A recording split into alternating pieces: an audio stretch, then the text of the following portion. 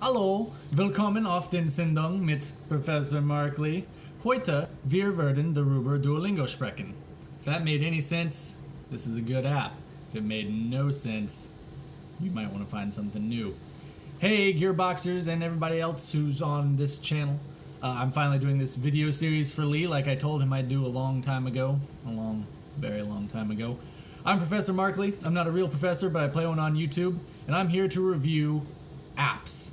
Not just any apps though, apps that promise you that if you use them, or if you pay them large sums of money, they can teach you something new. They can help you improve yourself by either doing them every day, every week, every month, and so on. Today, we're going to look at Duolingo. Duolingo is a language learning app made in 2011. Been a long time, been around a long time. Made by one of the guys who created the CAPTCHA, the thing that makes sure robots can't access your accounts. So, pretty neat. If you want to check out more about the history of the app, just check out the links, links below.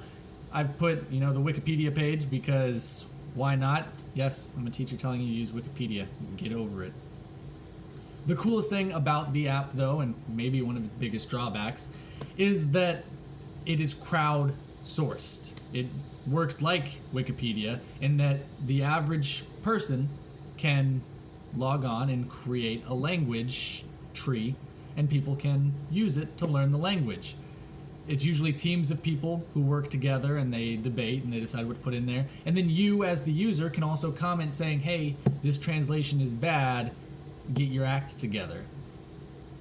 I've enjoyed it. I've been using it for a while, years now, so it's what I'm reviewing. And as part of this Professor Markley's Gradebook, I'm going to grade it based on 3 things. I'm going to grade it based on design. How good does it look? How easy is it to use? Fun. Is it fun to use? And worth. Does it do what it tells you it will do?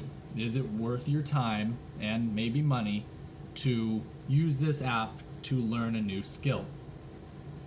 Obviously, not everything worth doing is fun. Not everything fun is easy to do, and not everything pretty is substantive. We're going to focus on the design first. Let me get my notes about the design of this app. Oh, I also have the app right here. So let's pull it up. Duolingo. Man, I have a terrible camera / lighting / it's just go with it, guys. Just go with it. This is what Duolingo looks like. The design is very minimalist. It has simple pictures, a simple skill tree. Everything's pretty to use. And as far as design and the way it looks goes, there are only 5 pages that you have to care about.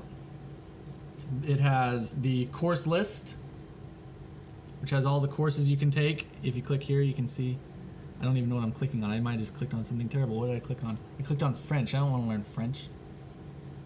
Anyway, it has a pretty substantive course list. Here you go. I want to learn, and you have a whole list of things you can learn. The app and the website have different languages. The app right now has Japanese, while the website has High Valyrian and Klingon. Yeah, Klingon. So, take that as it may. I'm guessing they will switch, or not switch, catch up later. You'll get all of them. Let me get back to this here.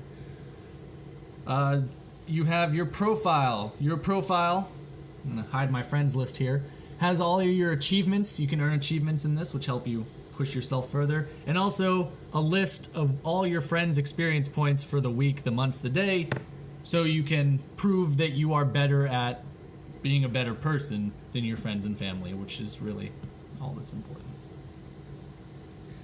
There's also the clubs page. The clubs page, you can join a club and compare your score with others, which is just like having a friends list. It's not very useful at all, but in case you really want to join my club, you've got the club list right there. So just pause it and then join the club. There's only 13 slots remaining, and you can keep up with me as I struggle through German. Beyond that, going here, You have the shop page. The shop page is where you spend fake currency and real currency on useless things. They've got the streak freeze that lets you streeze your freak. Blah, that was streeze your freak. I'm keeping that. No edits. Moving forward. It lets you buy clothing for your little owl thing. And then it lets you buy bonus lessons using in-game currency. You're not spending real currency on those. Bonus currency on like holiday lessons. So they only happen every once in a while. There's also Duolingo Plus on here. It's $10 a month. It gets rid of ads and lets you go offline. It's all right. I wouldn't do it unless you really need to go offline or you really hate ads. So overall, for the design, I'm going to give it an A. It's easy. The design is simple. There's not a lot to mess up. I can use it, and that's a big, plus for it. Fun. Duolingo is gamification. It's taking a lesson and turning it into a game. You have different ways to make it a game. There are checkpoints, progress bars, experience points, achievements, and in-game money called lingots. And all of those try to make it a game. Not all of them succeed in being fun. The fun parts of those. You have achievements. The achievements are fantastic. They just added them a little while ago, and they tell you what you need to do to gain that achievement. And they push you to do things you might not do otherwise, like maintain a 30-day streak or do 15 lessons without missing a single question. The other things like checkpoints, they keep you learning new things. You go down the list here, and let's see if I can find a checkpoint as I scroll down. There's a checkpoint there that I already passed. You can test out of checkpoints if you are really good at the language already, but they do help you keep moving forward. And then at the very end, if you complete all of them, the final checkpoint is a trophy, because why not? That's to keep you moving forward. The other gamification route is that they have a fluency check at the top there, and that forces you to go back and review what you've already learned, because over time your fluency will decrease, and so you have to review it to increase it. So the three best gamification ways are that they force you to keep going, to try new things, and to review what you've already done. The other two things for gamification are terrible. They're bad. The lingots, you can't buy anything good. The in-game currency gets you nothing fun, nothing good. I'm at the point where I just spend lingots to get more lingots. There's a 7-day bet that you make that you can do 7 days in a row and get money. Nothing to spend them on. And then the other thing is the experience points. You only gain experience points by learning new things, not reviewing. And by the time you finish a lesson, you're only reviewing. So your experience points and level never go up, and it's kind of sad. So overall, for fun, I'm gonna give it I wrote it here somewhere, a B+. It's fun. The things that are fun. The things that aren't fun, you can choose not to do, but they're there, and it's kind of sad. Worth. Duolingo is a flashcard app. It teaches you the basics. It teaches you how to read the language and how to understand the language from a slightly computerized voice. It will not make you fluent. But that's really not its fault. You cannot get fluent without interacting immersion with the language. Duolingo is a flashcard app. It only does that. It's worth it though, because by doing this, I gained confidence enough to go and find TV shows, like kids' TV shows, because they're usually a little slower and context is on the screen, in the language I was learning, and I could understand it at points, and it pushed me forward. It got me comfortable enough to go and immerse myself. So if that's what you want, it's worth it. It isn't going to do it for you though. You have to, at a point in time, decide, I've moved beyond this app.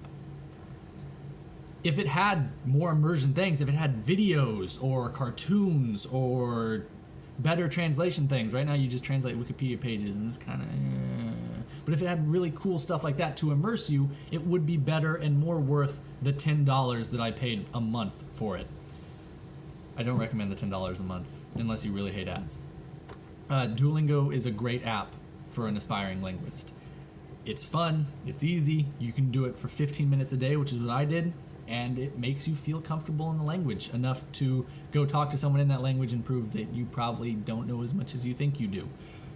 But that's good. It gets you comfortable enough to make that jump. So overall, I'm going to give it an A-. It's worth a shot.